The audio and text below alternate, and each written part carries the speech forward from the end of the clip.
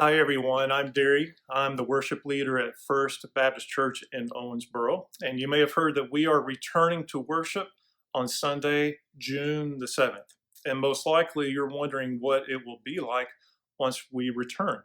This video is going to be a walkthrough on what you can expect. Now, everything in this walkthrough has been carefully thought through by the church staff, adhering to CDC and state guidelines. And one thing is for sure, it will be different from the parking lot to the sanctuary. Now, each of us has our Sunday comforts and routines, and those most likely will be interrupted. Now, while much will be different, some things will be certain. We will certainly read God's word. We will hear God speak to us through Brother Paul. We will pray together, and we will hear music to the glory of God. Now, there is a limited number of people that can be in the sanctuary, we're allowed to have in the sanctuary at one time. So you will need to reserve a spot. And the way you do that is you go to the church website, which is www.fbcowb.org. And once you get to the page, you'll click on a square that says register here for worship.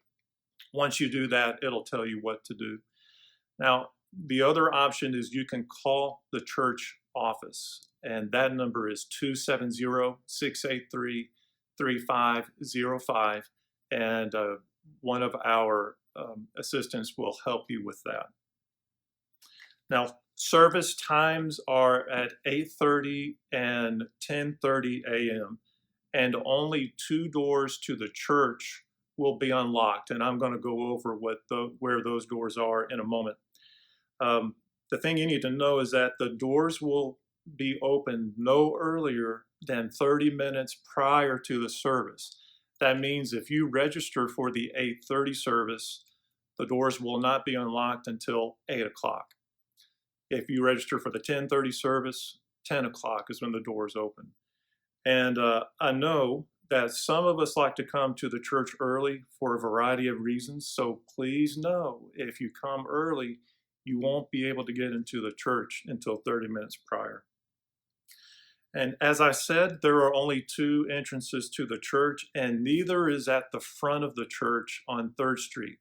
Both entrances are at the side of the church on Daviess Street. One is at the prayer garden, the other is at the back parking lot. And again, I repeat, all other doors to the church will be locked. So let's begin our walkthrough. Let's head to the back entrance. So here we are at the back lot. This is back lot off Daviess Street. This is one of the entrances.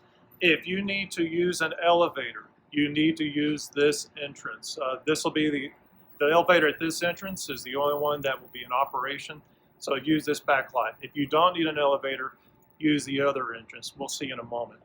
But once you come in, you'll park. Someone will greet you in the parking lot, and then you'll walk in. As you walk in, you'll stop at a table. Someone will take your temperature, and it's very easy. It's that quick and that easy. And then you'll be directed inside. Someone will greet you. Jonathan probably won't be the greeter, but he's our greeter today. And you and your household are always staying 6 feet apart from everyone else. So when you come in, all the furniture will be gone. You won't be able to sit down. And there will be a cone or something that you're going to stand around. So there might be a family in front of you. You wait. The greeter will bring you forward. And then you don't touch anything. We have it designed to where it's hands-free. The greeter will open up the elevator, and then you'll walk in. There will actually be someone in the elevator dressed in PPE to where you don't have to touch anything. And then you'll go up to the 2nd floor. So here we are on the side entrance off Daviess Street at the prayer garden. You'll park wherever, like where you usually park, except if you need the elevator, of course. But then you'll walk to this entrance, and If there's a long line, you'll just stay around a cone or whatever's set up until it's your turn. You'll come to have your temperature taken.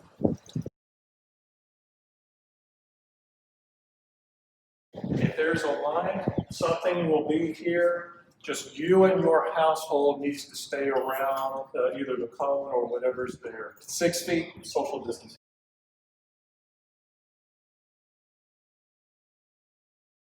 When you get to the top of the ramp, you'll go up 8 steps. So here we are at the top of the ramp. You'll come up to 8 steps. And it's just like outside or up the ramp. You'll have cones here. If no one's in front of you, you can just continue to walk. But if someone, you want to stay 6 feet apart. You'll have a greeter. Greeters will be placed along the way. And a greeter will be at this part of the building for 2 reasons. One, to help you. The other is you will not be able to go at any other part of the church. You will have to stay on this hallway. So no going upstairs or downstairs. And you need to know that there will only be 1 men's room and 1 ladies' room available in the church. These will not be available. So you'll have to keep going. And again, you have to stay on the hallway, so a greeter will be here to make sure you don't go where you don't need to go. So there will be another greeter here at the elevator, and that's just in case someone comes off the elevator, and this is the only one, again, that's operating. They'll kind of help you with that. And then you'll walk forward to the sanctuary. The gathering area will be off limits. We can't congregate, so to speak, anywhere except in the sanctuary. So when you get to the sanctuary, there will be ushers that will seat you. There will be 2 for the balcony, actually 4. 2 on this side, 2 to help you if you want to sit on the bottom level. But if you want to sit on the other side, you'll be escorted to the other side. Again, you can choose balcony or downstairs. So let me show you where the restrooms are located. Again, this is the gathering area. They're between the gathering area and the choir room. So here's the 1 men's room, and then Ginger is standing next to the ladies' room, and there will be an attendant here. But know that to use the restroom, just do that only if you absolutely need to, and that there will be some wipes, some disinfecting wipes inside the restrooms. When you use the restroom, you'll be asked to wipe down certain areas, and the attendant that's here will tell you before you go in how to do that. So men's room is here, and the ladies' room is here. So if you should leave the sanctuary, which I'm about to show you, if you go into the sanctuary and then you come out for any reason, to use the restroom, for whatever reason, then you won't go back into the sanctuary. You would come to the choir room, and in the choir room, it'll be reserved just for those who are unable to go back in the sanctuary. If you have children that need to come out of the sanctuary, you would go into here, into Overflow, where you can watch the rest of the service. So here we are back at the gathering area, and we're going to enter the sanctuary. So we're going to sit on the floor, and your usher is going to stay 6 feet in front of you, but you will tell him how many people are in your household, and then you will just simply follow him, staying behind, 6 feet behind.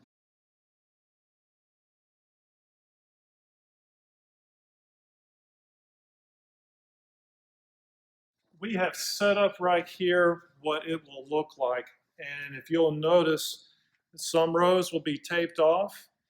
Please do not remove the tape. That's designed to keep us separated as we should be. And then because we want to stay separated, we're going to fill the sanctuary from the back to the front. Now, I know we all have, again, we have our comfort levels. We all have our seats where we want to sit each Sunday. But for this to work, it needs to go from back to front. We're going to be flexible and make it work. So we'll walk to the back. You'll just follow your usher. and you'll simply sit where they put you. Thank you, usher. You'll sit, and this is where you will remain for the duration of the service. So now we're at the end of the service, and it's time to dismiss. Now, if you came on the elevator and you'll be leaving on the elevator, you will remain seated until everyone else has left the sanctuary. But if you're not riding the elevator, an usher will come to your row and he will tell you it's time for you to stand. You stand, and again, 6 feet behind the usher, you'll walk out and have your tithe and offering or gift ready, because there will be an offering box at the exit. You simply put that in, and then you just continue out through the rest until you just walk out to your car. So that's pretty much it. That's what it's going to look like. Now, you may find all this a bit hard to swallow, and that's understandable. But how we respond is really the key. Every afternoon in the Billingsley household, we'll ask each other how our day went. And we have a saying in our family, which is, I had several opportunities to be Christ-like today. Now, that's not as pious as it sounds, because when we say that, what we're really saying is, I had a really rough day.